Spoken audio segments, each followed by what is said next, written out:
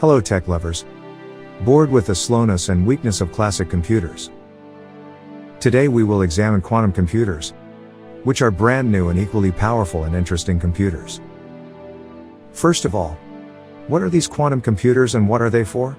Quantum computers are computers that use theoretical computing systems that allow direct use of quantum mechanical phenomena, such as trapping and entanglement, to manipulate data.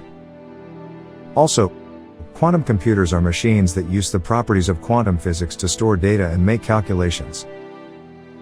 This can be extremely advantageous for certain tasks where they can outperform even our best supercomputers. So what are the properties that make quantum computers so superior?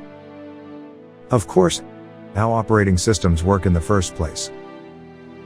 Conventional computers, including smartphones and laptops, encode information as binary bits that can be zeros or ones. In a quantum computer, the basic memory unit is a quantum bit or qubit. Bits are made using physical systems such as the spin of an electron or the orientation of a photon. These systems can be in many different arrangements at the same time, a property known as quantum superposition. Bits can also be inextricably linked using a phenomenon called quantum entanglement. The result is that a set of bits can represent different things at the same time. For example, 8 bits are sufficient for a conventional computer to represent any number between 0 and 255.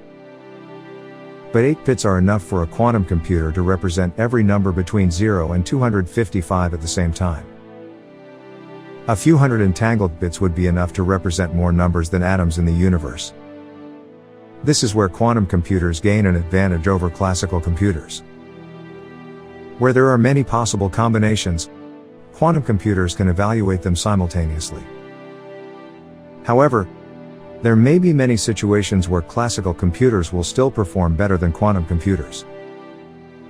So the computers of the future may be a combination of these two types.